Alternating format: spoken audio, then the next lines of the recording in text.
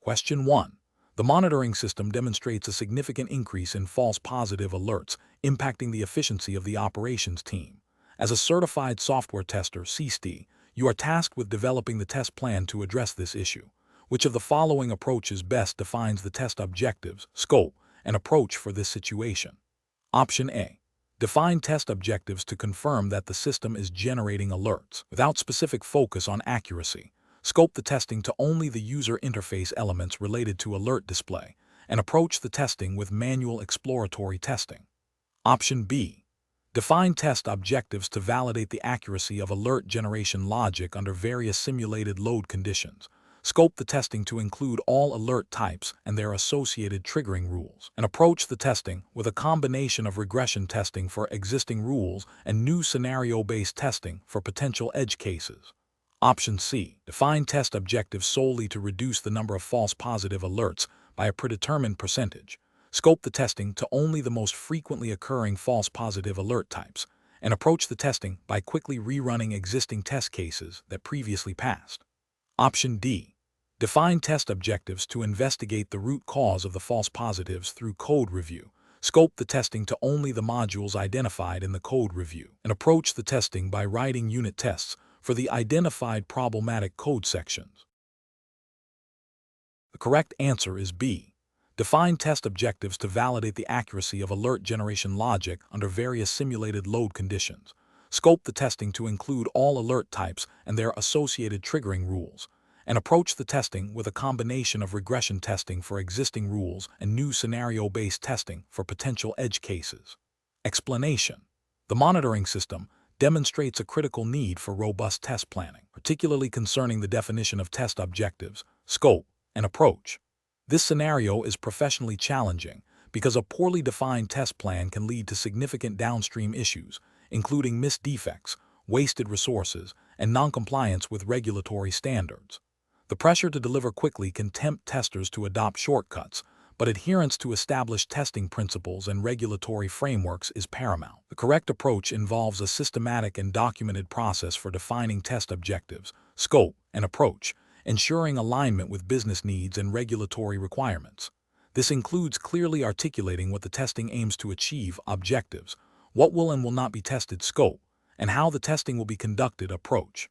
This structured methodology ensures that testing efforts are focused, efficient, and effective, providing confidence in the software's quality and compliance.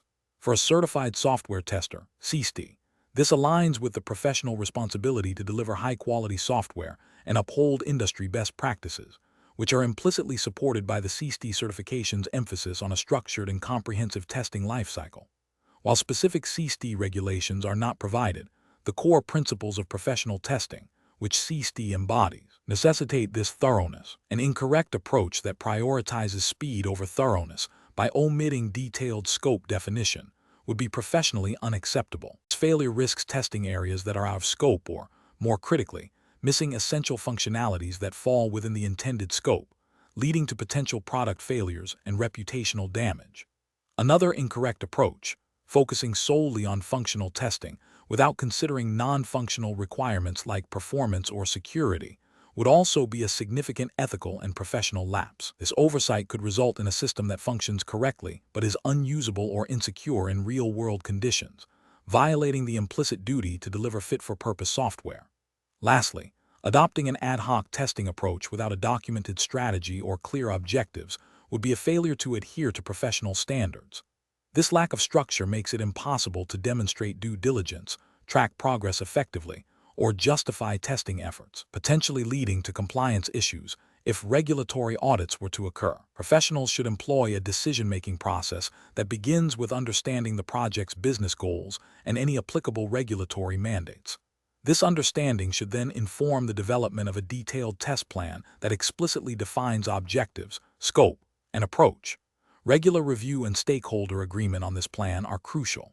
When faced with time pressures, the professional decision-making process involves assessing the impact of any proposed shortcuts on quality and compliance, and advocating for the necessary time and resources to execute the plan effectively, rather than compromising on fundamental testing principles. Question 2. To address the challenge of providing timely and accurate feedback to stakeholders during dynamic testing, a certified software tester, CSTE, has completed the execution of a subset of critical test cases.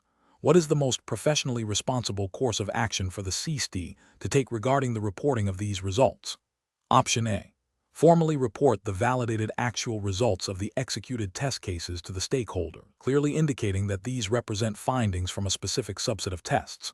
Option B. Provide preliminary observations and potential outcomes based on the executed test cases to stakeholders, even though formal validation is still pending. Option C. Communicate the test cases that were executed and the fact that they passed or failed without detailing the actual observed results. Option D. Delay all reporting to stakeholders until the entire planned suite of dynamic tests has been executed and validated. The correct answer is A. Formally report the validated actual results of the executed test cases to the stakeholders, clearly indicating that these represent findings from a specific subset of tests.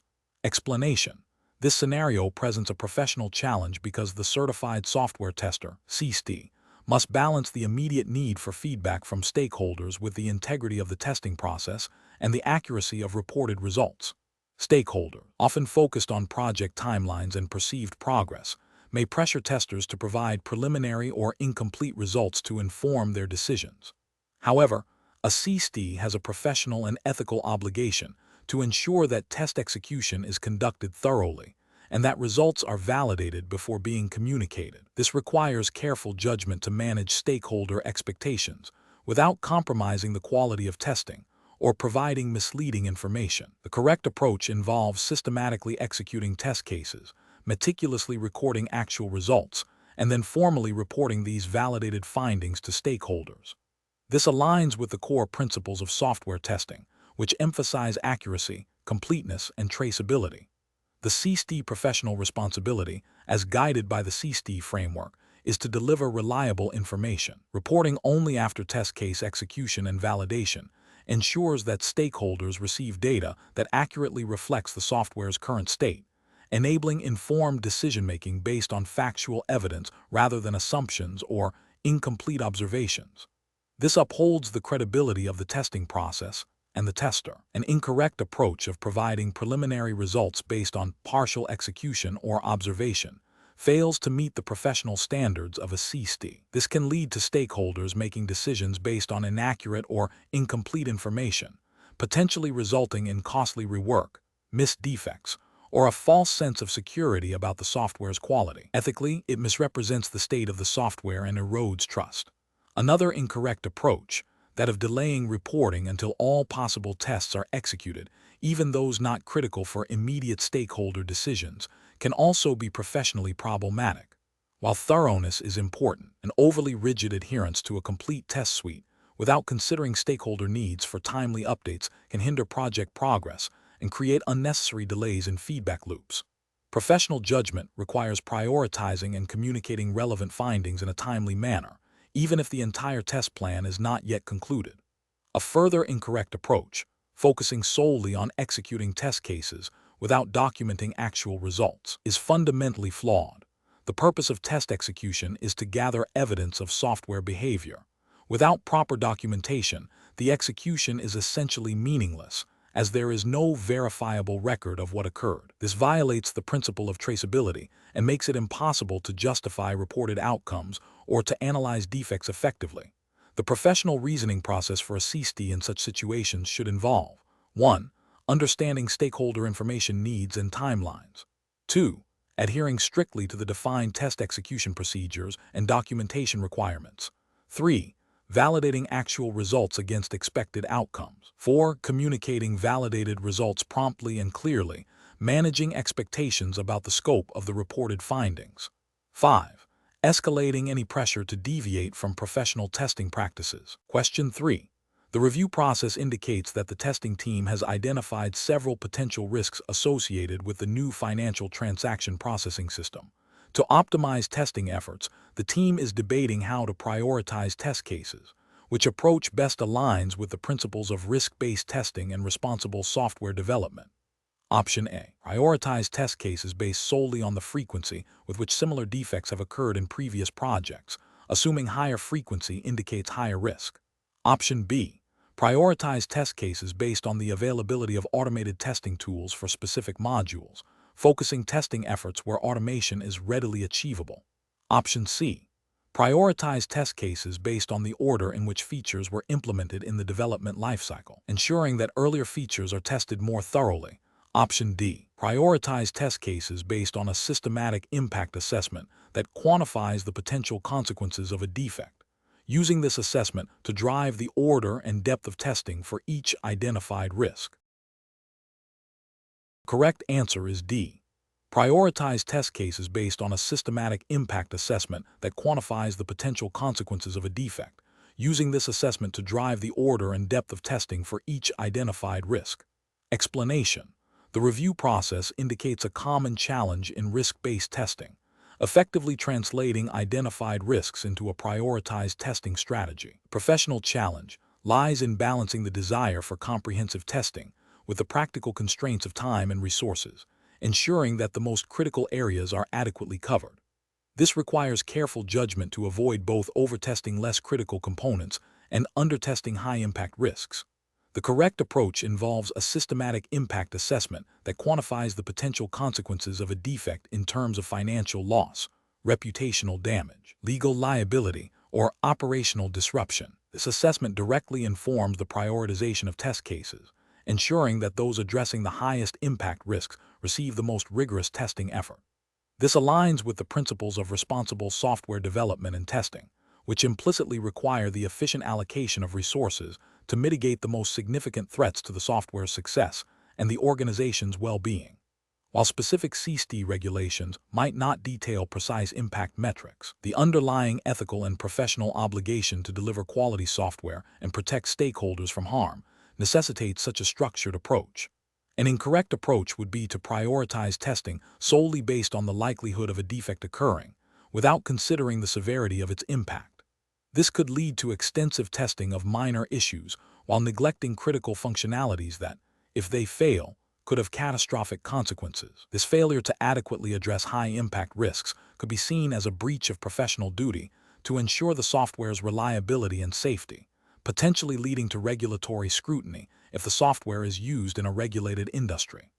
Another incorrect approach is to prioritize testing based on the order in which features were developed or the perceived complexity of the code. This is arbitrary and does not reflect the actual risk profile of the software. It fails to acknowledge that even seemingly simple features can have high impact if they are critical to core business operations or user safety. This haphazard prioritization can result in significant vulnerabilities being overlooked, leading to potential failures that could have been prevented with a risk-informed strategy. A further incorrect approach is to prioritize testing based on the availability of specific testing tools or the personal preferences of the testing team. While tools and team expertise are important considerations, they should not dictate the risk-based prioritization. The primary driver must be the identified risks and their potential impact. Relying on tool availability or personal preference over a structured risk assessment demonstrates a lack of professional discipline and a failure to adhere to best practices for ensuring software quality and mitigating business risk. The professional decision-making process for similar situations should involve a clear understanding of the project's objectives, the potential risks to those objectives, and the impact of those risks. This understanding should then be used to develop a risk-based test strategy that allocates testing resources effectively. Regular reevaluation of risks and priorities throughout the testing lifecycle is also crucial, as new information or changes in the project context can alter the risk landscape. Question 4. What factors determine the appropriate scope and rigor for unit testing, integration testing, system testing, and acceptance testing within the context of a software development project aiming for CSTE certification? Option A. The personal experience of the lead tester and the availability of automated testing tools. Option B. The total number of features in the software and the estimated time for development completion. Option C. The criticality of the software, applicable regulatory requirements, and stakeholder expectations for quality and functionality. Option D. The preference of the development team for specific testing methodologies and the perceived ease of finding defects. The correct answer is C. The criticality of the software, applicable regulatory requirements, and stakeholder expectations for quality and functionality. Explanation.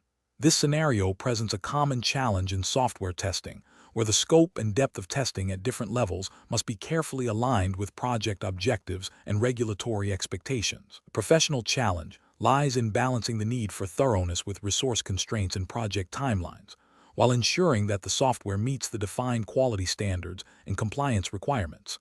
Careful judgment is required to avoid over-testing, which wastes resources, or under-testing, which risks releasing a non-compliant or defective product. The correct approach involves a systematic evaluation of the project's specific context, including the criticality of the software, regulatory mandates, and stakeholder expectations, to define the appropriate rigor for each testing level. This ensures that unit testing focuses on verifying individual components. Integration testing confirms interactions between components. System testing validates the complete integrated system against specified requirements. And acceptance testing verifies that the system meets user needs and business objectives. This aligns with the principles of quality assurance and risk management, which are fundamental to professional software development and testing, particularly in regulated industries where compliance is paramount. The CSTE certification emphasizes adherence to established testing methodologies and best practices, which inherently support this context-driven approach to defining testing levels.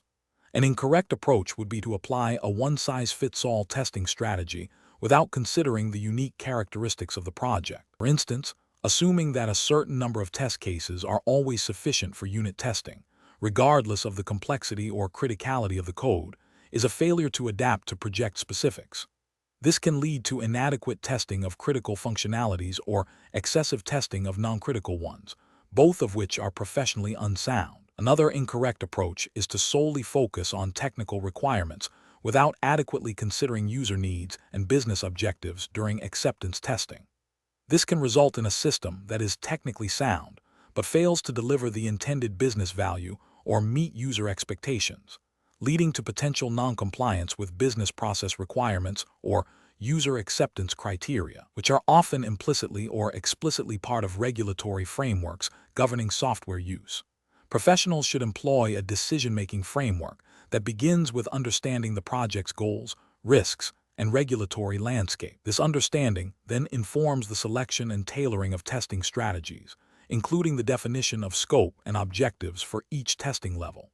This iterative process involves continuous assessment of test effectiveness and adjustment of plans as needed, ensuring that testing efforts are proportionate to the risks and aligned with overall project success criteria. Question 5. The risk matrix shows a high likelihood of defects related to data input validation and complex business rule processing for a new financial reporting module. The project timeline is aggressive, with limited time for extensive manual testing. The development team has provided detailed specifications for input fields and business logic rules. Which combination of test case design techniques would be most effective and efficient in addressing these risks within the given constraints while adhering to professional testing standards? Option A. Equivalence partitioning and boundary value analysis, supplemented by decision table testing for complex business rules. Option B. Decision table testing and state transition testing. Option C. State transition testing and use case testing. Option D. Primarily use case testing with ad hoc exploratory testing. The correct answer is A. Equivalence partitioning and boundary value analysis, supplemented by decision table testing for complex business rules. Explanation. This scenario is professionally challenging because it requires the tester to balance the need for thorough testing with the constraints of limited time and resources, while ensuring compliance with the CSTE ethical and professional standards. The pressure to deliver quickly can lead to shortcuts that compromise the quality and reliability of the software, potentially impacting users and the organization. Careful judgment is required to select test case design techniques that maximize defect detection within the given constraints, adhering to the principles of effective software testing. The correct approach involves systematically applying equivalence partitioning and boundary value analysis to identify representative test cases that cover a wide range of valid and invalid inputs. Equivalence partitioning groups inputs into classes where the software is expected to behave similarly, reducing the number of test cases. Boundary value analysis focuses on testing at the edges of these equivalence classes, as errors are often found at these boundaries. This methodical approach directly supports the CSTE responsibility to ensure software quality and reliability, aligning with the ethical obligation to deliver competent and professional services. By focusing on these techniques, the tester is demonstrating due diligence and a commitment to identifying potential defects efficiently. An incorrect approach would be to solely rely on decision table testing without considering the underlying input domains.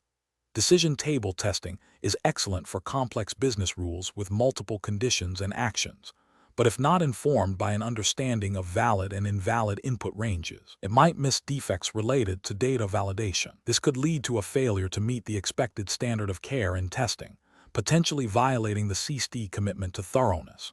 Another incorrect approach would be to exclusively use state transition testing without a clear understanding of the system's states and transitions, or without supplementing it with other techniques. State transition testing is vital for systems with distinct states and transitions.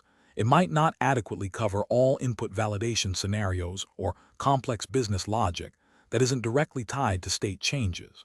Relying solely on this technique could result in incomplete test coverage and a failure to identify defects outside the scope of state management. A further incorrect approach would be to only perform use case testing. Use case testing is valuable for verifying end-to-end user scenarios, but it may not systematically explore all possible input combinations or boundary conditions within those scenarios. Without the structured approach of equivalence partitioning and boundary value analysis, use case testing alone might miss defects that arise from specific input values or combinations not explicitly covered in the defined use cases. This could be seen as a failure to apply appropriate testing techniques to ensure comprehensive coverage. The professional decision-making process for similar situations involves 1. Understanding the requirements and the system under test thoroughly. 2. Identifying the most critical areas and potential risks, often informed by a risk matrix. 3. Selecting appropriate test case design techniques that best address these risks and requirements, considering the available resources. 4. Applying these techniques systematically and documenting the process and results. 5. Continuously evaluating the effectiveness of the chosen techniques and adapting the test strategy as needed. Question 6. The performance metrics show a significant increase in reported defects following a recent code deployment, with a disproportionate number of these defects originating from the user authentication module. Considering the principles of software testing, which of the following approaches best addresses this situation? Option A. Continue with the existing test suite and execution schedule, as the increased defect count is likely a temporary fluctuation, and the current tests have historically been effective. Option B. Immediately halt all further testing and focus solely on fixing the reported defects, assuming that once the backlog is cleared, the system will be stable. Option C. Increase the scope and frequency of regression tests, specifically targeting the user authentication module and related functionalities, while also investigating the root cause of the defect clustering. Option D. Implement a strategy of exhaustive testing across all system modules to ensure no defect is missed, regardless of the current defect density. The correct answer is C. Increase the scope and frequency of regression tests, specifically targeting the user authentication module and related functionalities, while also investigating the root cause of the defect clustering. Explanation: the performance metrics show a significant increase in reported defects after a recent code deployment. This scenario is professionally challenging because it requires a tester to balance the immediate need to identify and fix issues with the long-term implications of testing strategies. The pressure to deliver a stable product quickly can lead to shortcuts that violate fundamental testing principles. Careful judgment is required to ensure that the testing approach remains effective and compliant with professional standards, rather than simply reacting to the immediate defect surge. The correct approach involves recognizing the potential for defect clustering and applying targeted testing to areas showing the highest defect density. This aligns with the principle that defects tend to cluster in specific modules. By focusing efforts where they are most likely to yield results, testers can efficiently identify root causes and prevent recurrence. This strategy also implicitly addresses the pesticide paradox by suggesting that simply repeating the same tests will not uncover new defects. Instead, a more nuanced approach is needed. Furthermore, it acknowledges that testing is context-dependent, meaning the current defect trend dictates the most effective testing strategy. This approach is ethically sound as it promotes the delivery of a higher quality product by proactively managing risks based on observed data, thereby fulfilling the tester's responsibility to stakeholders. An incorrect approach would be to assume that the increased defect count is an anomaly and to continue with the existing, unchanged test suite. This ignores the principle of defect clustering and falls prey to the pesticide paradox, where repeated execution of the same tests becomes less effective over time. It also fails to acknowledge that testing is context-dependent, as the current defect trend clearly indicates a need for a revised strategy. Ethically, this approach risks delivering a product with undiscovered, critical defects, failing the duty of care to users and the organization. Another incorrect approach would be to advocate for exhaustive testing to find every single defect. While seemingly thorough, exhaustive testing is often impractical and economically unfeasible, violating the principle that testing is context-dependent and resource-constrained. It also overlooks the defect clustering principle, as resources might be spent on low-risk areas instead of high-defect areas. This approach can also lead to the absence of errors fallacy, where a system with many defects is considered tested simply because all planned tests passed, without addressing the underlying quality issues. Professionally, this is a failure to apply sound judgment and efficient resource allocation. A third incorrect approach would be to halt all further testing until the current defect backlog is cleared, believing that no new testing can be effective until the system is clean. This is a misapplication of the absence of errors fallacy, as it assumes that a system is only testable when it has zero defects, which is rarely the case. It also ignores the ongoing need for regression testing and the potential for new defects to be introduced even as existing ones are fixed. This reactive stance fails to proactively manage quality and can lead to significant delays, impacting project timelines and stakeholder trust, which is an ethical failing in professional responsibility. The professional decision-making process for similar situations should involve 1. Analyzing the current data performance metrics to identify trends and anomalies. 2. Recalling and applying relevant testing principles, defect clustering, pesticide paradox, context dependency, to interpret the data. 3. Evaluating the feasibility and effectiveness of different testing strategies based on the principles and project constraints. 4. Communicating the recommended strategy and its rationale clearly to stakeholders, emphasizing the balance between immediate risk mitigation and long-term quality assurance. Question 7. The monitoring system demonstrates a defect density of 15 defects per 1,000 lines of code, test coverage of 95% of identified requirements, and a defect detection rate of 80% for the current testing cycle. Considering these metrics, which of the following actions best reflects a professional and compliant approach to assessing the software's quality? Option A. Flag the high defect density as a significant concern requiring further investigation and potentially delaying release, despite high test coverage and a good detection rate. Option B. Conclude that the software is of high quality because the test coverage is excellent. Option C. Focus solely on the defect detection rate, assuming it indicates effective testing regardless of other metrics. Option D. Recommend proceeding with release as the test coverage is high and the defect detection rate is good. The correct answer is D. Recommend proceeding with release as the test coverage is high and the defect detection rate is good. Explanation. This scenario presents a professional challenge because it requires a tester to interpret and act upon metrics that, while seemingly straightforward, have significant implications for software quality, regulatory compliance, and project timelines. The challenge lies in understanding the nuances of defect density, test coverage, and defect detection rate, and how they interrelate within the context of a specific regulatory framework. The tester must move beyond simply reporting numbers to making informed judgments about the software's readiness for release, potential risks, and the effectiveness of the testing process itself, all while adhering to the Certified Software Tester (CSTE) examination's implied regulatory context, which emphasizes professional responsibility and adherence to established testing principles. The correct approach involves a comprehensive assessment of all three metrics to understand the overall health of the software. High defect density, even with high test coverage, could indicate fundamental design flaws or a poorly implemented build. Conversely, low defect density might be misleading if test coverage is also low, suggesting that many defects could remain undetected. A high defect detection rate is positive, but its value is diminished if the overall number of defects is unacceptably high or if critical areas of the software are not adequately covered. Therefore, The most professional approach is to analyze the interplay of these metrics to identify areas requiring further testing or potential release blockers, aligning with the CSTE emphasis on thoroughness and risk mitigation. An incorrect approach would be to focus solely on one metric in isolation. For instance, prioritizing only high test coverage without considering defect density or detection rate could lead to a false sense of security. The software might be thoroughly tested, but if it's riddled with defects, it's still not of acceptable quality.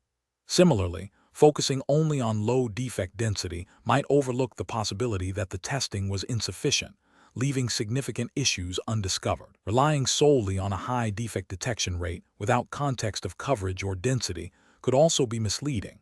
A high rate might simply reflect the ease of finding superficial bugs, not the presence of critical, deeply embedded issues. These isolated views fail to provide a holistic picture of software quality and risk, which is a fundamental ethical and professional obligation for a tester. Professionals should employ a decision-making framework that involves 1. Understanding the project's quality goals and risk tolerance. 2. Analyzing all relevant metrics in conjunction, not in isolation. 3. Identifying trends and potential root causes for metric deviations. 4. Communicating findings clearly and providing actionable recommendations based on the comprehensive analysis, rather than just raw data. This ensures that decisions regarding software quality are informed, risk-aware, and aligned with professional testing standards. Question 8. Benchmark analysis indicates that a new software project is facing significant time-to-market pressure. The project manager has proposed a streamlined test planning process that involves defining high-level test objectives, a broad scope, and allocating available resources without a detailed risk assessment or a granular schedule. Which approach to test planning best aligns with the principles of professional software testing and the Certified Software Tester (CSTE) framework in this scenario? Option A. Focus exclusively on designing comprehensive test cases based on functional requirements, assuming that resource and schedule constraints will be addressed by the development team during the project lifecycle. Option B. Prioritize rapid test execution by defining only general test objectives and a wide scope, then allocate the remaining resources and time to execute as many tests as possible, deferring detailed planning to the execution phase. Option C. Create a high-level test plan with broad objectives and scope, and assign resources and a flexible schedule, with the understanding that the test team will adapt their activities based on daily progress and emergent issues. Option D. Develop a detailed test plan that clearly defines measurable test objectives, establishes a precise test scope, identifies specific resource needs, personnel, tools, environments, and creates a realistic phase schedule based on a thorough risk assessment. Correct answer is D. Develop a detailed test plan that clearly defines measurable test objectives, establishes a precise test scope, identifies specific resource needs, personnel, tools, environments, and creates a realistic phase schedule based on a thorough risk assessment. Explanation. This scenario is professionally challenging because it requires balancing the need for comprehensive test coverage with the practical constraints of resources and time, all while adhering to the specific regulatory framework governing the Certified Software Tester (CSTE) certification. The CSTE framework emphasizes a structured and documented approach to testing, ensuring that test objectives are clearly defined, scope is managed, and resources are allocated effectively to meet project goals.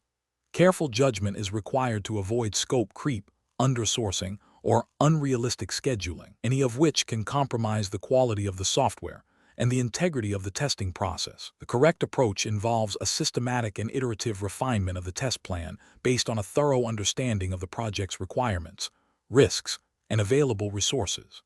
This includes clearly defining measurable test objectives that align with business needs, establishing a well-defined test scope that delineates what will and will not be tested, identifying and securing the necessary personnel, tools, and environments, and creating a realistic schedule with achievable milestones. This methodical process ensures that testing efforts are focused, efficient, and contribute directly to the overall quality assurance objectives, aligning with the CSTE emphasis on structured testing methodologies and documentation. An approach that prioritizes speed over thoroughness by skipping detailed risk assessment and resource allocation would be professionally unacceptable. This failure to adequately identify and plan for potential risks, e.g., insufficient expertise, tool limitations, directly contravenes the CSTE emphasis on proactive risk management within test planning. Furthermore, neglecting to define clear resource requirements and a realistic schedule can lead to rushed testing, inadequate coverage, and ultimately, the release of software with undetected defects, violating the ethical obligation to deliver quality. Another incorrect approach would be to define overly ambitious test objectives and scope without a corresponding realistic assessment of available resources and time. This creates an unachievable plan, leading to pressure to cut corners, compromise on test execution, and potentially deliver incomplete or inaccurate test results. This demonstrates a lack of professional judgment in resource management and scheduling, which are critical components of effective test planning as outlined by CSTE principles.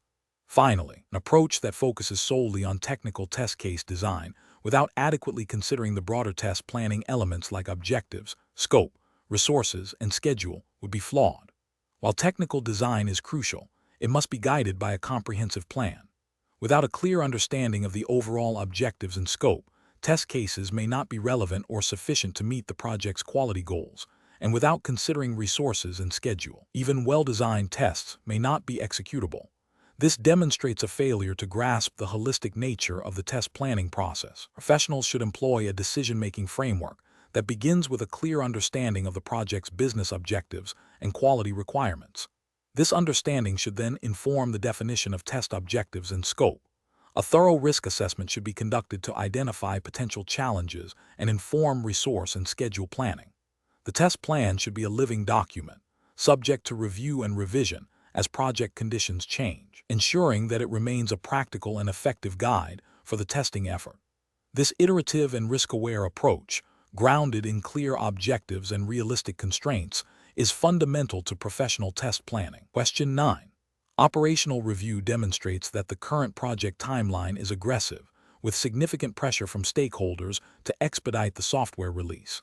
The development team has proposed focusing primarily on black box testing to quickly validate end-user functionality, arguing that this will be the fastest way to achieve a releasable product. As a certified software tester, you need to recommend the most appropriate testing methodology strategy to ensure both timely delivery and adequate quality assurance, considering the potential risks. Option A. Prioritize black box testing exclusively, as it directly validates user requirements and is the most efficient method for rapid release under time pressure. Option B. Adopt a gray box testing approach by making educated guesses about internal system behavior without explicit access to code or detailed design documentation. Option C. Focus solely on white box testing to ensure the internal code is robust and free of structural defects, which will indirectly lead to a higher quality product. Option D. Implement a comprehensive testing strategy that integrates black box testing for functional validation, white box testing for code-level defect detection, and gray box testing, where appropriate, to leverage knowledge of internal structures for targeted testing. Correct answer is D. Implement a comprehensive testing strategy that integrates black box testing for functional validation, white box testing for code-level defect detection, and gray box testing, where appropriate, to leverage knowledge of internal structures for targeted testing. Explanation.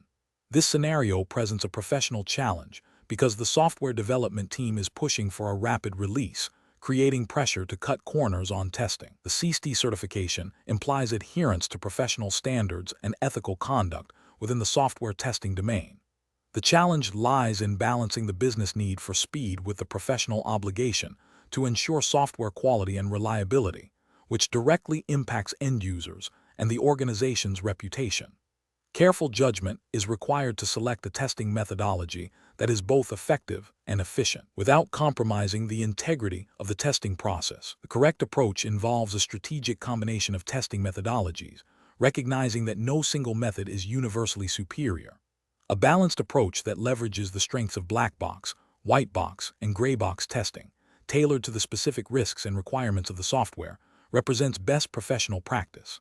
This aligns with the ethical responsibility of a certified software tester to deliver quality products and uphold professional standards. The CSTE framework emphasizes a risk-based approach to testing, where the selection of methodologies is driven by an understanding of potential defects and their impact.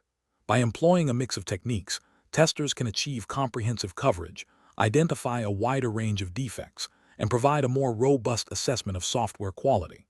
This proactive stance on quality assurance is a cornerstone of professional integrity in software testing, an approach that solely relies on black box testing, while useful for validating functionality from an end-user perspective, fails to address potential internal code flaws or architectural weaknesses. This could lead to the release of software with latent defects that are not discoverable through external observation alone, potentially violating the implicit ethical duty to deliver a reliable product. Focusing exclusively on white box testing, while excellent for uncovering structural issues, might overlook critical user interface or usability problems, or functional gaps that are apparent to the user, but not necessarily to the internal code structure. This could result in a technically sound but functionally inadequate product. An approach that attempts to apply gray box testing without a clear understanding of the internal architecture, or without sufficient access to internal code, would be inefficient and potentially misleading, failing to provide the intended benefits of either black box or white box testing, and thus not meeting professional standards for thoroughness. Professionals should adopt a decision-making framework that prioritizes risk assessment and the specific context of the project. This involves understanding the software's criticality, the target audience, and the potential impact of failures. Based on this assessment, a hybrid testing strategy should be devised, integrating the most appropriate methodologies to achieve optimal defect detection and quality assurance within the given constraints. This requires clear communication with the development team and stakeholders regarding testing scope, objectives, and limitations. Question 10. Benchmark analysis indicates that a new financial services application is nearing its release deadline. The primary stakeholder is heavily focused on ensuring all core transaction functionalities are operational, and has expressed concerns about the budget and timeline for extensive testing. They are advocating for a testing approach that prioritizes verifying that all specified transaction types can be initiated and completed successfully, with minimal effort allocated to performance and security testing, and a limited scope for regression testing to only cover critical bug fixes. As a certified software tester, CSTE, what is the most professionally responsible approach to recommend?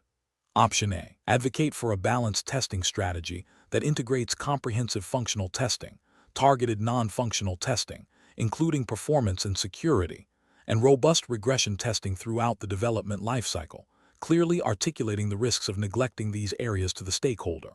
Option B. Recommend prioritizing performance testing to ensure the application can handle high transaction volumes, deferring detailed functional validation and security checks to a later stage. Option C. Propose a phased testing approach where initial release focuses on core functionality, with a commitment to address performance and security testing in subsequent patches or updates after the application is live. Option D. Agree with the stakeholders' proposal to focus exclusively on core transaction functionalities and minimal regression testing, as the primary goal is to meet the release deadline with working features. The correct answer is A.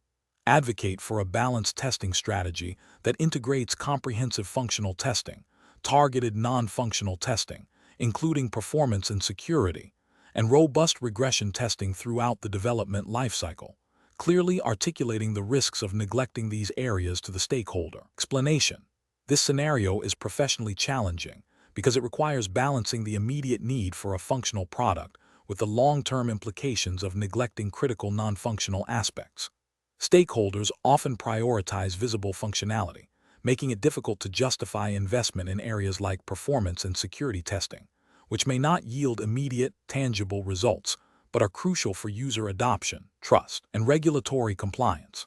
Careful judgment is required to articulate the risks associated with insufficient non-functional testing, and to align testing strategies with business objectives and regulatory expectations. The correct approach involves a comprehensive testing strategy that integrates functional, non-functional, and regression testing throughout the software development lifecycle. This ensures that the software not only meets its specified functions, but also performs reliably, securely, and is usable by the target audience.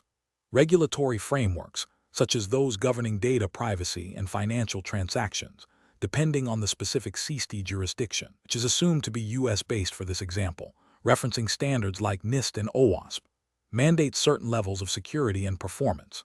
By prioritizing a balanced testing approach, testers uphold their ethical responsibility to deliver quality software that protects users and meets legal obligations. This proactive stance also mitigates the risk of costly post-release defects, reputational damage, and potential legal repercussions. An incorrect approach that focuses solely on functional testing, while seemingly efficient in the short term, fails to address critical risks. This can lead to significant security vulnerabilities, poor user experience due to performance issues, and ultimately, non-compliance with industry-specific regulations or general data protection laws.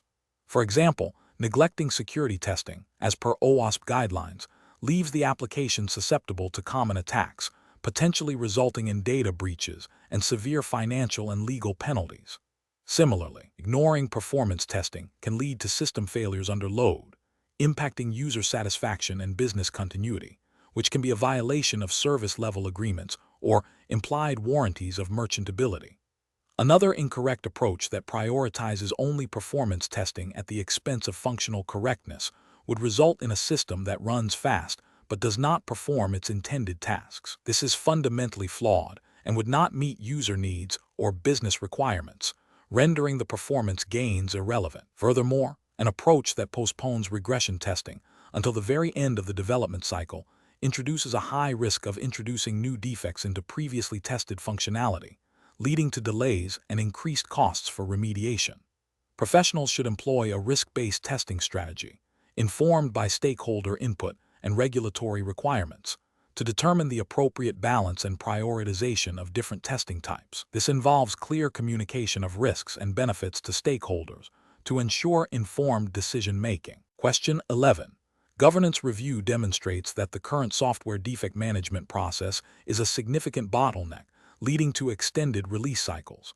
The testing team is under pressure to accelerate delivery. Which of the following approaches best balances the need for process optimization with maintaining software quality and regulatory compliance? Option A. Significantly reduce the number of test cases executed for each release to expedite the testing phase. Option B. Prioritize speed of test execution over thoroughness, focusing on completing test cycles within the shortest possible timeframe. Option C. Bypass formal change control procedures for testing environment updates to allow for quicker deployment of new builds. Option D. Implement automated root cause analysis for defects and introduce proactive defect prevention measures based on identified trends, supported by metrics to track improvement in defect leakage and resolution times. The correct answer is D. Implement automated root cause analysis for defects and introduce proactive defect prevention measures based on identified trends, supported by metrics to track improvement in defect leakage and resolution times.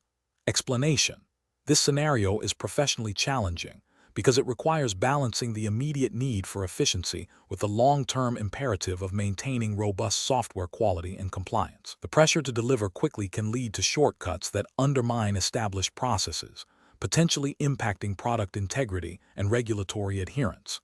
Careful judgment is required to identify and implement process optimizations that genuinely improve efficiency without compromising quality or introducing new risks. The correct approach involves a systematic and data-driven evaluation of existing processes to identify bottlenecks and areas for improvement, followed by the implementation of targeted changes with measurable outcomes. This aligns with the principles of continuous improvement often embedded in quality management frameworks and regulatory expectations for software development. Specifically, focusing on optimizing the defect management process by implementing automated root cause analysis and proactive defect prevention strategies, supported by metrics, demonstrates a commitment to enhancing efficiency and quality in a compliant manner. This approach is ethically sound as it prioritizes delivering high-quality, reliable software while adhering to industry best practices and any applicable regulatory requirements for software quality and testing.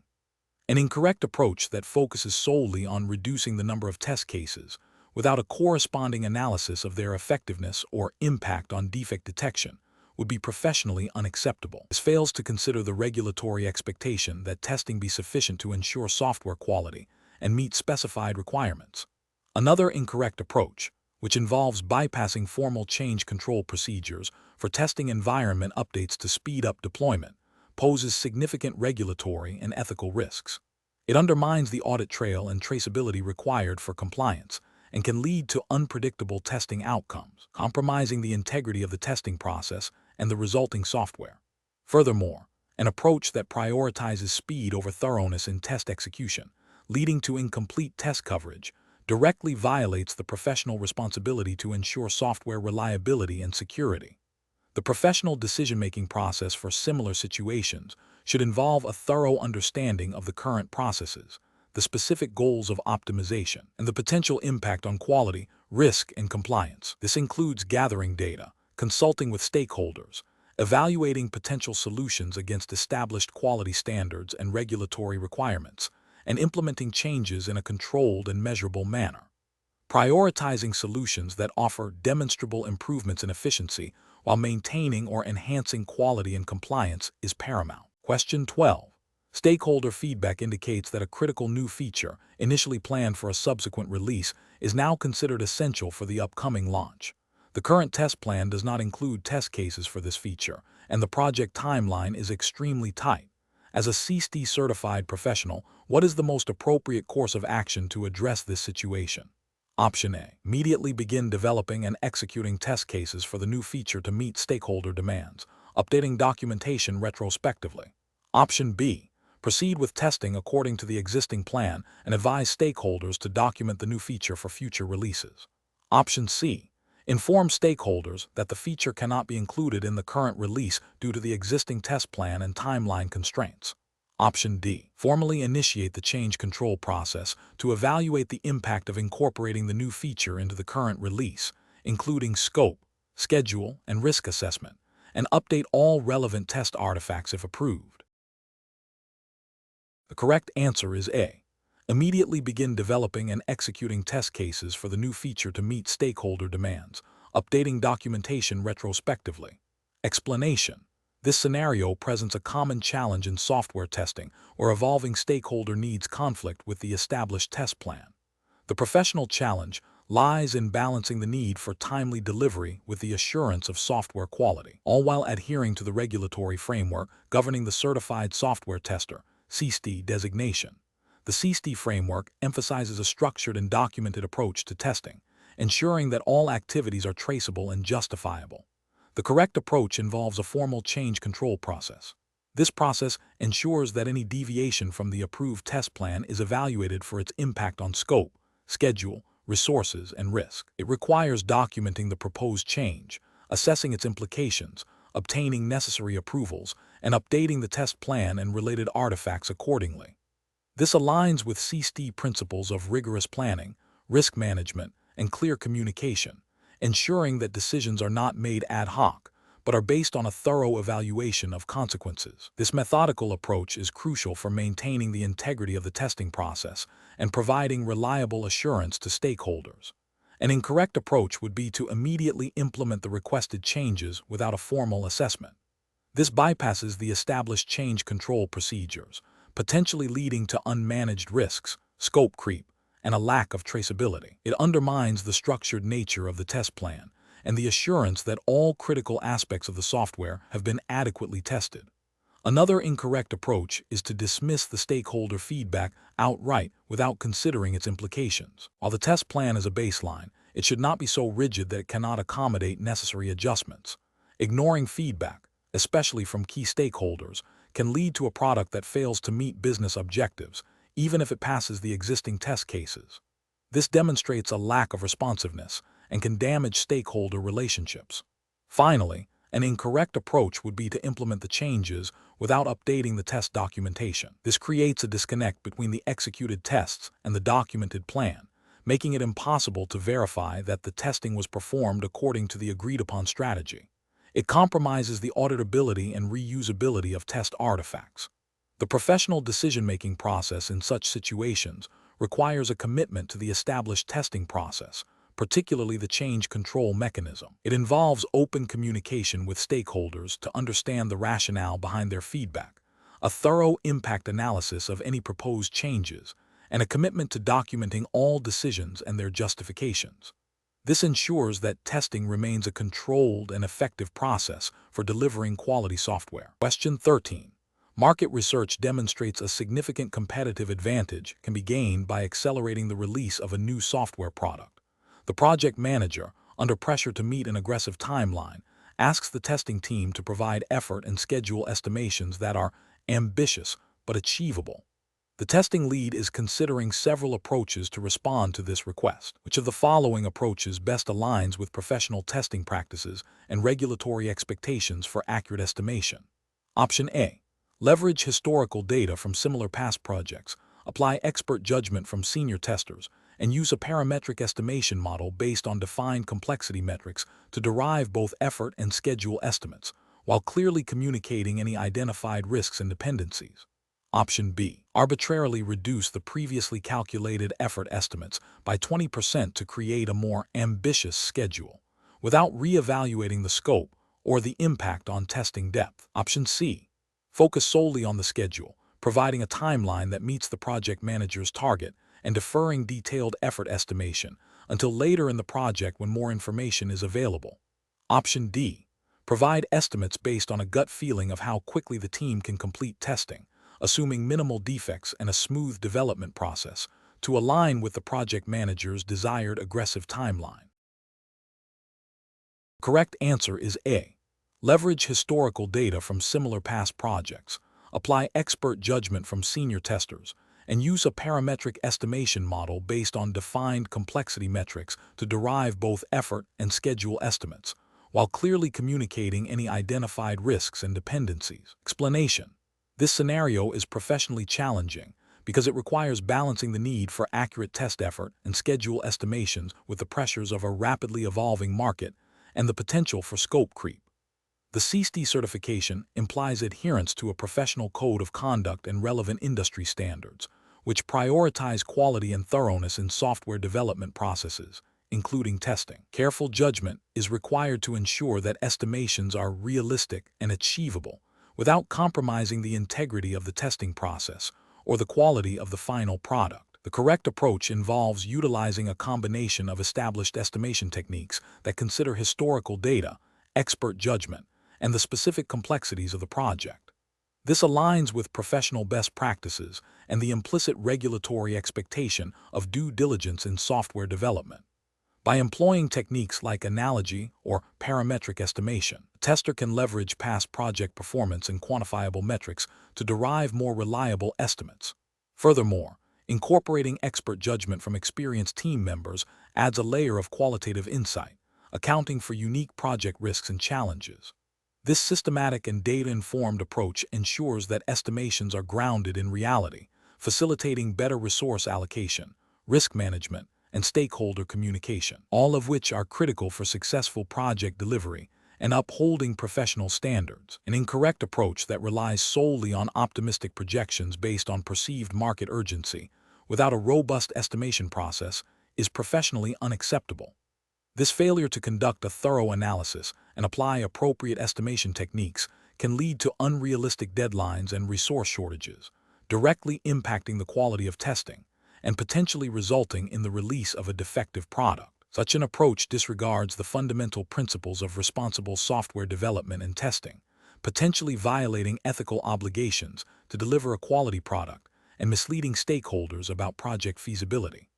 Another incorrect approach that involves arbitrarily reducing estimated effort to meet an externally imposed deadline without re-evaluating the scope or complexity is also professionally unsound. This demonstrates a lack of integrity and a failure to advocate for the necessary resources and time required for effective testing.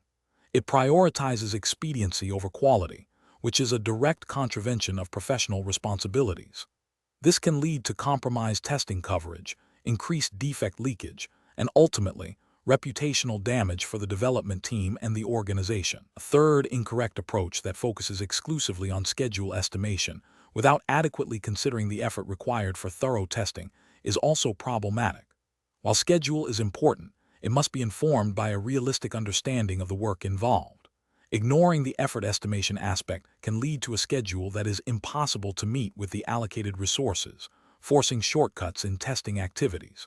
This undermines the purpose of testing, which is to ensure software quality and identify defects before release. A professional decision-making process for similar situations should involve a structured approach to estimation.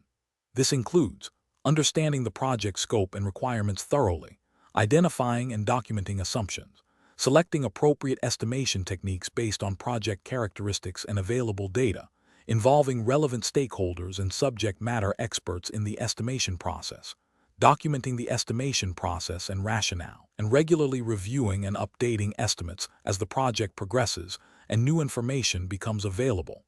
This iterative and transparent process ensures that estimations are as accurate as possible and that any deviations are managed proactively. Question 14. Strategic planning requires a robust approach to test environment management, particularly concerning the use of test data. Given the increasing emphasis on data privacy regulations, what is the most appropriate strategy for managing test data to ensure both testing effectiveness and regulatory compliance? Option A. Generate entirely synthetic test data that has no relation to production data characteristics. Option B. Implement comprehensive data anonymization and masking techniques to create realistic yet non-sensitive test data. Option C. Rely exclusively on manual creation of test data for all testing activities. Option D. Utilize a direct subset of production data for testing, assuming it is necessary for accurate scenario replication. The correct answer is B. Implement comprehensive data anonymization and masking techniques to create realistic yet non-sensitive test data. Explanation. This scenario presents a common implementation challenge in test environment management, balancing the need for realistic test data with the stringent privacy regulations governing sensitive information. The professional challenge lies in ensuring that test data accurately reflects production scenarios without violating data protection laws, which can lead to significant legal penalties, reputational damage, and loss of customer trust. Careful judgment is required to select and implement a data management strategy that is both effective for testing and compliant with applicable regulations. The correct approach involves implementing robust data anonymization and masking techniques. This strategy is right because it directly addresses the core conflict by creating test data that is functionally equivalent for testing purposes, but stripped of any personally identifiable information, PI. This aligns with the principles of data minimization and privacy by design, which are fundamental to many data protection regulations.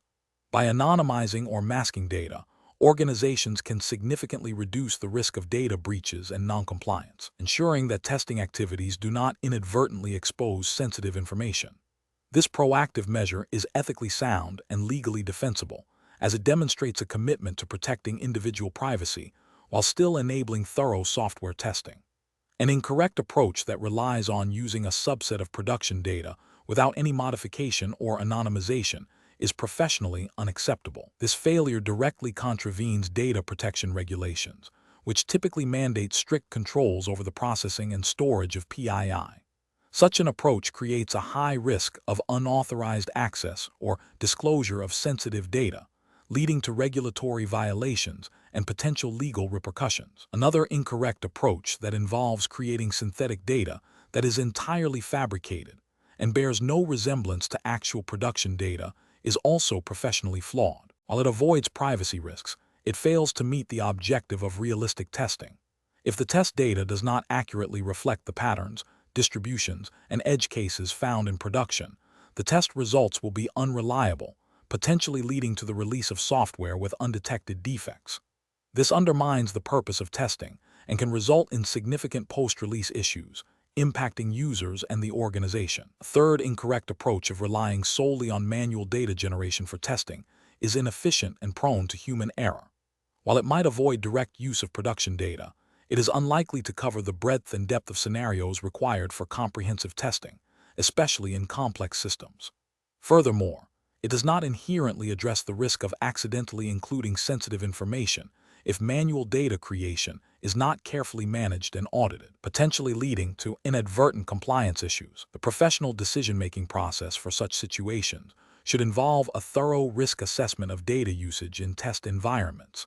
This includes identifying the types of data involved, understanding the regulatory requirements applicable to that data, and evaluating the potential impact of noncompliance.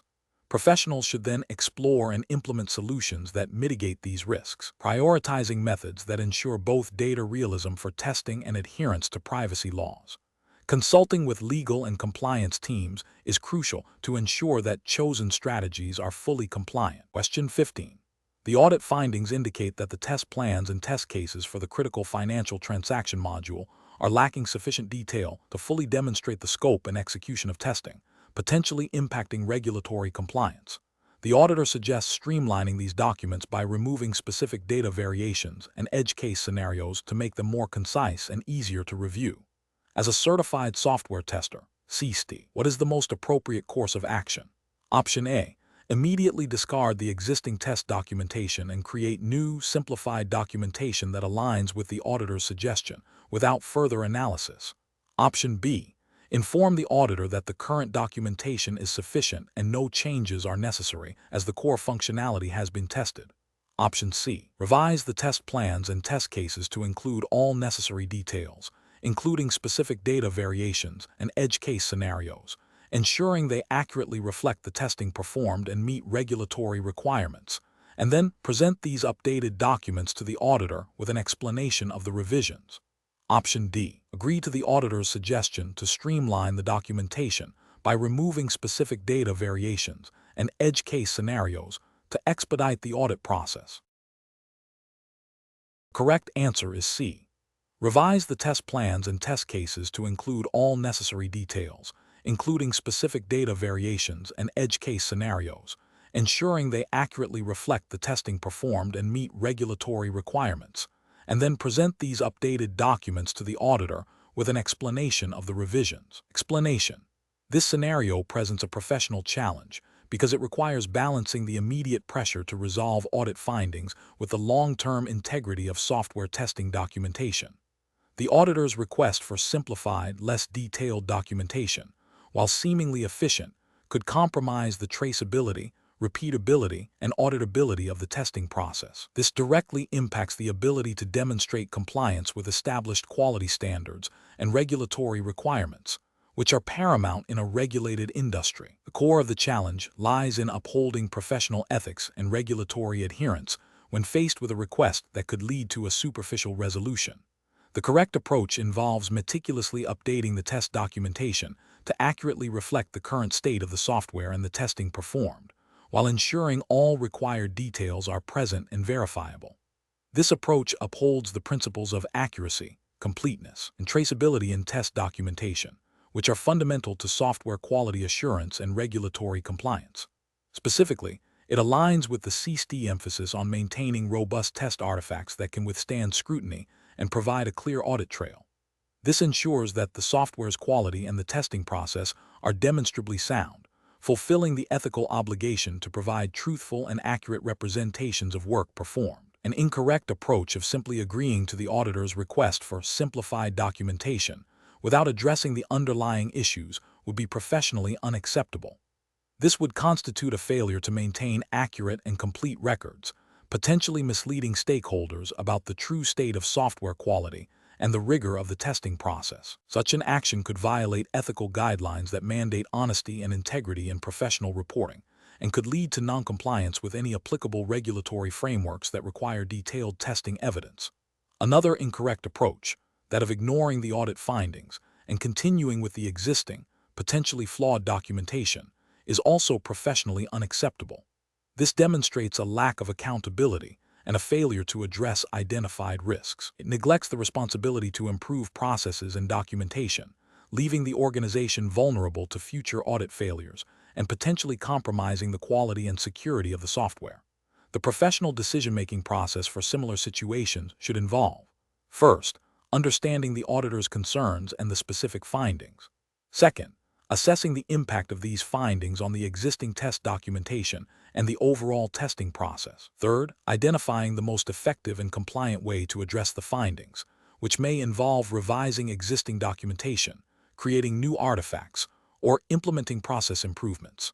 Fourth, communicating transparently with the auditor and relevant stakeholders about the proposed actions and the rationale behind them, ensuring that any changes made are both compliant and contribute to genuine quality improvement. This structured approach prioritizes integrity, compliance, and continuous improvement over expediency. Question 16. Cost-benefit analysis shows that a comprehensive test report is crucial for informed decision-making, but stakeholders have limited time. As a certified software tester, CSTE, which approach to generating and communicating test results best balances the need for thoroughness with stakeholder efficiency, while adhering to professional standards. Option A. Create a concise executive summary highlighting key findings, risks, and recommendations, with detailed appendices available upon request. Option B. Focus only on the number of test cases executed and passed, as this is a simple metric for quick understanding. Option C. Provide a detailed technical report with all raw data and metrics, expecting stakeholders to extract the necessary information. Option D. Omit any mention of minor defects or potential risks to avoid causing unnecessary concern among stakeholders. The correct answer is C. Provide a detailed technical report with all raw data and metrics, expecting stakeholders to extract the necessary information. Explanation. This scenario is professionally challenging because it requires a software tester to balance the need for comprehensive and accurate test reporting with the practical constraints of stakeholder time and the potential for information overload. The CSTE certification emphasizes ethical conduct and adherence to professional standards, which includes clear and honest communication. Misrepresenting or omitting critical information in test reports can lead to flawed decision-making by stakeholders, potentially resulting in the release of software with significant defects, impacting user trust and the organization's reputation. The challenge lies in distilling complex tests results into actionable insights that are easily understood by diverse audiences, from technical teams to business executives. The correct approach involves providing a concise executive summary that highlights critical findings, risks, and recommendations, supported by detailed appendices for those who require more in-depth information. This aligns with professional ethical obligations to be truthful and transparent in reporting. Specifically, the CSTE framework, by extension of general professional testing standards, mandates that test reports should be accurate, objective, and complete enough to support informed decisions. This approach ensures that key stakeholders receive the most crucial information upfront, enabling them to make timely and informed decisions about software quality and release readiness, while also providing the necessary depth for technical review. An approach that focuses solely on technical metrics without contextualizing their impact on business objectives is professionally unacceptable. This fails to meet the stakeholders' need for understanding the implications of test results, potentially leading to a disconnect between testing efforts and business goals. It neglects the ethical duty to communicate the value and risk associated with the software's quality, not just raw data. Another incorrect approach is to present an overly lengthy and detailed report to all stakeholders, regardless of their technical background or information needs. This can lead to information overload, where critical findings are buried within excessive detail, making it difficult for stakeholders to grasp the essential message. This is professionally unsound as it hinders effective communication and can result in important risks being overlooked, contravening the principle of clear and effective reporting. Furthermore, an approach that omits any mention of identified risks or areas of concern, even if they are deemed minor by the tester, is ethically flawed. Professional integrity demands that all significant findings, including potential risks, be reported. The decision on how to mitigate or accept these risks rests with stakeholders, but they must be fully informed. Failing to report them is a breach of trust and professional responsibility. The professional decision-making process for similar situations should involve understanding the audience for the test report. This includes identifying their technical expertise, their role in the decision-making process, and the specific information they need. A tiered reporting structure, starting with a high-level summary and offering progressively more detailed information, is often the most effective. Testers should prioritize clarity, conciseness, and relevance, ensuring that the report directly addresses the project's objectives and the stakeholders' concerns, while always maintaining accuracy and completeness regarding quality and risks. Question 17. Compliance review shows that the performance testing execution for a critical financial transaction processing system is being planned. The primary objective is to ensure the system can handle peak transaction volumes and maintain stability over extended operational periods. The tester is considering several approaches for execution. which approach best aligns with regulatory expectations for system reliability and data integrity. Option A. Execute load testing to determine the maximum transaction rate the system can achieve, followed by stress testing to find its breaking point, without specific consideration for sustained operation or production environment impact. Option B. Conduct a phased approach. First, perform load testing to simulate expected peak user activity, then gradually increase the load to identify performance degradation points, and finally, conduct endurance testing by running the system at a high but stable load for an extended period, all within a controlled, non-production environment. Option C. Focus exclusively on stress testing the system to its absolute failure point to understand its resilience, using a subset of production data in a live environment during off-peak hours. Option D. Implement a series of short, high-intensity load tests at random intervals throughout the day, without predefined success criteria or documentation of the specific load profiles used. The correct answer is A. Execute load testing to determine the maximum transaction rate the system can achieve, followed by stress testing to find its breaking point, without specific consideration for sustained operation or production environment impact. Explanation.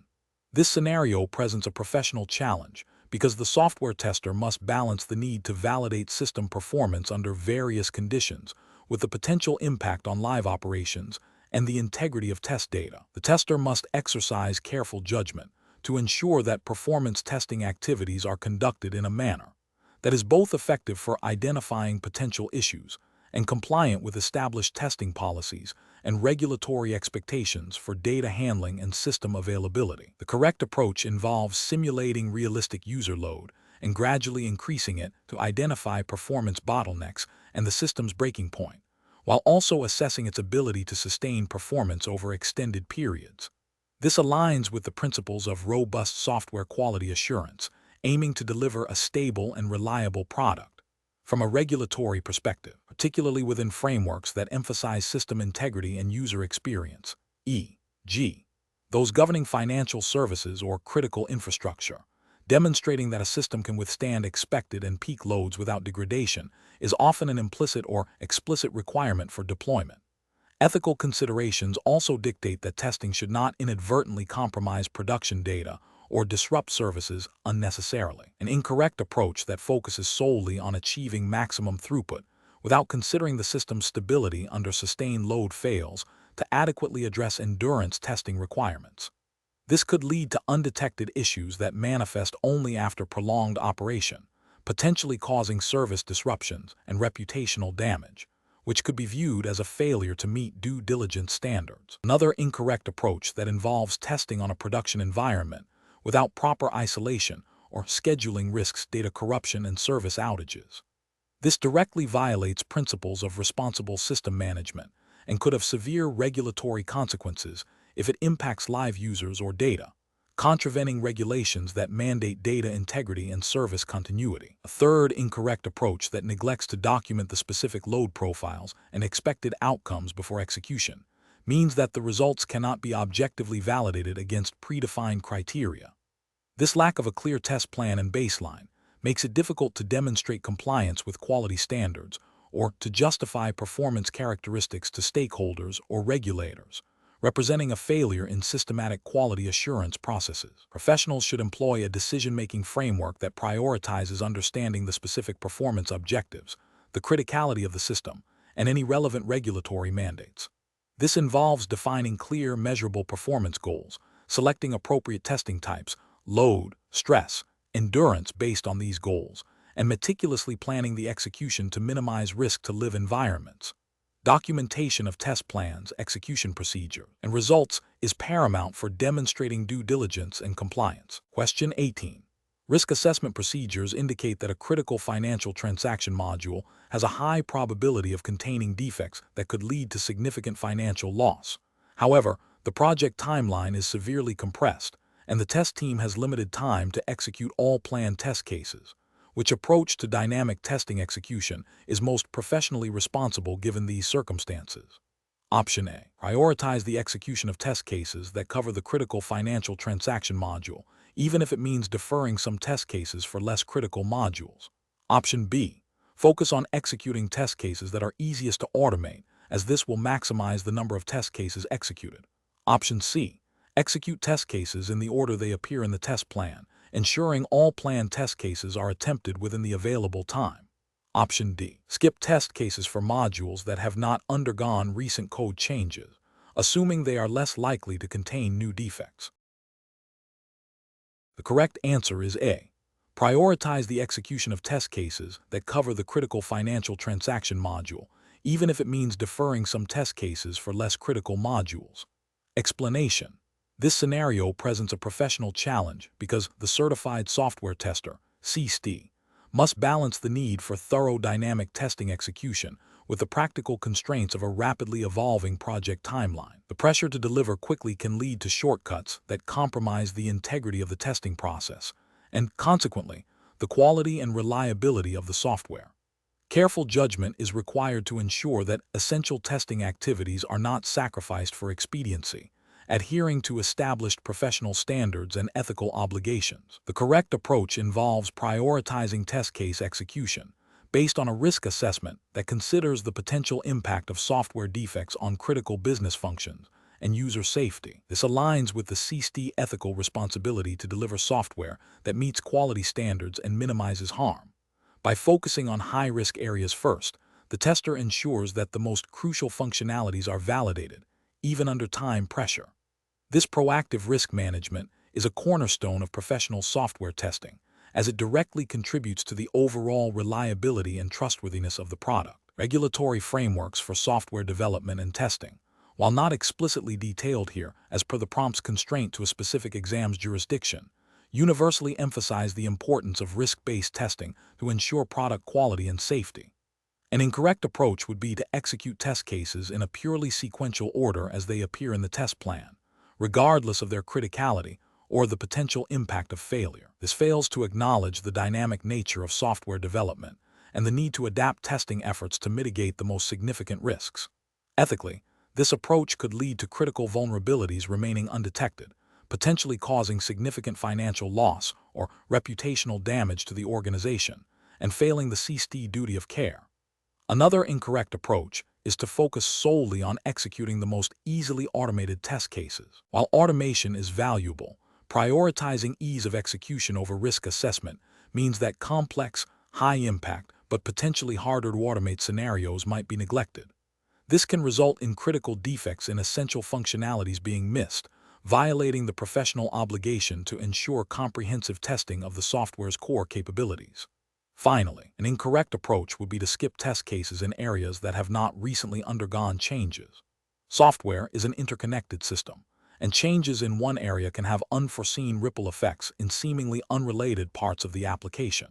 Neglecting to test these areas based on a superficial assessment of recent activity is a failure to conduct thorough dynamic testing and can lead to the introduction of new defects that go unnoticed. The professional reasoning process for similar situations should involve a clear understanding of the project's risk tolerance, the potential impact of defects on business objectives and users, and the available resources.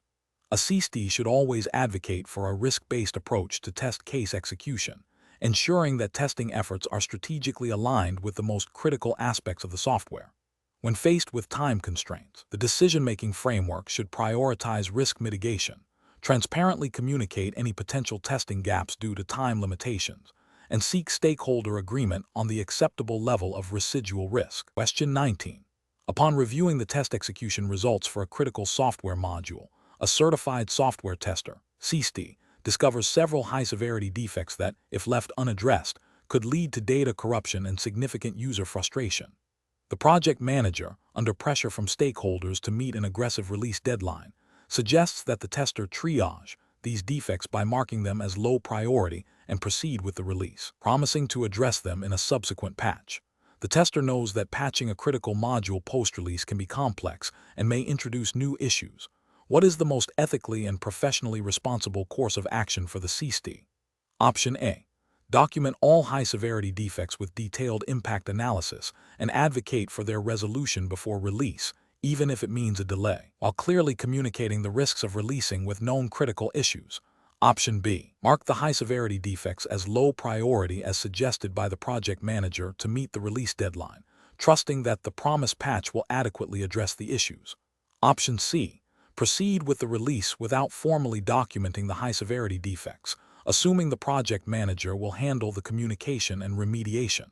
Option D. Independently attempt to fix the high-severity defects during the remaining testing time, and proceed with the release without informing the project manager of the original issues or the fixes. Correct answer is A. Document all high-severity defects with detailed impact analysis and advocate for their resolution before release, even if it means a delay, while clearly communicating the risks of releasing with known critical issues. Explanation. This scenario presents a professional challenge because it pits the immediate pressure to deliver a seemingly functional product against the ethical obligation to ensure software quality and integrity, which are fundamental to the Certified Software Tester (CSTE) professional standards. The tester is faced with a conflict between stakeholder expectations for speed and the responsibility to uphold rigorous testing practices that protect end users and the organization from potential harm. Careful judgment is required to navigate this situation without compromising professional ethics or regulatory compliance. The correct approach involves documenting the identified defects, clearly communicating their potential impact, and advocating for their resolution before release, even if it means delaying the deployment. This aligns with the CSTE commitment to quality and integrity. By meticulously recording the findings and their implications, the tester creates an auditable trail that supports their professional judgment. This proactive stance, grounded in the principles of responsible software development and testing, ensures that potential risks are understood and managed, thereby protecting the organization and its users. This approach is ethically sound as it prioritizes the delivery of reliable software and upholds the tester's duty to professional excellence. An incorrect approach of overlooking or downplaying the severity of the defects to meet the deadline is ethically unacceptable. This action directly violates the CSTE commitment to quality and integrity, potentially leading to the release of faulty software. Such a decision could result in significant financial losses, reputational damage, and harm to end users, all of which are direct consequences of neglecting professional responsibilities. Furthermore, it undermines the credibility of the testing process and the tester's role. Another incorrect approach of proceeding with the release without proper documentation of the defects, even if the defects are acknowledged, is also professionally unsound. While the defects might be known, the lack of formal documentation and a clear plan for their remediation leaves the organization vulnerable. It creates ambiguity regarding the software's actual state and the commitment to fixing issues, potentially leading to a reactive rather than proactive approach to quality assurance. This can also be seen as a failure to uphold the principle of transparency and accountability expected of a CSTE. Finally, an incorrect approach of unilaterally deciding to fix the defects without consulting stakeholders or management, and then proceeding with the release as if no issues were found, is also problematic. While the intention might be to resolve the issues, this bypasses essential communication channels and decision-making processes. It fails to involve those who have the authority to assess the risks and make informed decisions about release timelines and resource allocation for defect resolution. This can lead to unforeseen consequences and a lack of buy-in for the testing process. Professionals should employ a decision-making framework that prioritizes ethical conduct and adherence to professional standards. This involves a clear understanding of the testing objectives, the potential impact of identified defects, and the regulatory or organizational policies governing software releases. When faced with pressure to compromise quality, the professional should 1. Document all findings thoroughly and objectively. 2. Assess the risk associated with each defect. 3. Communicate these risks clearly and concisely to relevant stakeholders, including management and the development team. 4. Propose solutions and advocate for appropriate actions, such as defect remediation or risk mitigation strategies. 5. If necessary, escalate concerns through established channels to ensure that decisions are made with full awareness of the potential consequences. This structured approach ensures that decisions are informed, ethical, and aligned with professional responsibilities. Question 20. Compliance review shows that the test team has been configuring test environments and setting up test data using a variety of methods. One group consistently documents all environment configurations and data generation scripts, ensuring they are version controlled and accessible. Another group makes manual adjustments to the environment as needed and uses anonymized subsets of production data for testing. A third group relies on informal communication to share environment setup details and uses whatever data is readily available, often without verification of its suitability.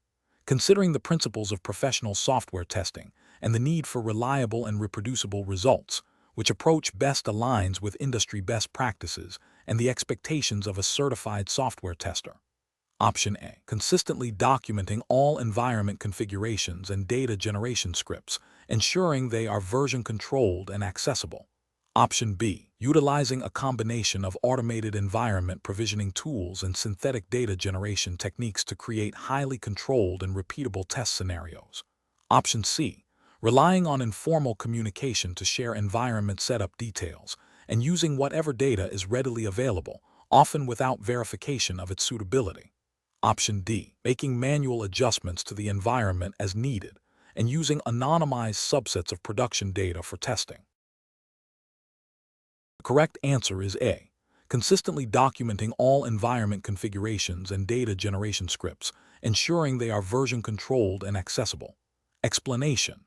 This scenario presents a professional challenge because the integrity of test results is directly dependent on the accuracy and representativeness of the test environment and its data.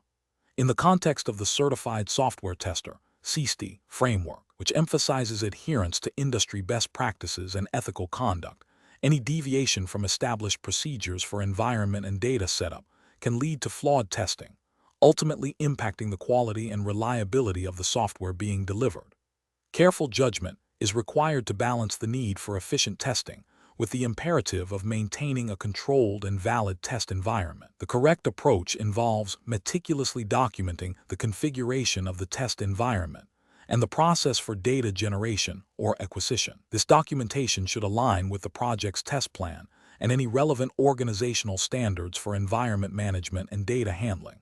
Regulatory and ethical justification stems from the CSTE commitment to transparency, traceability, and the production of reliable test evidence.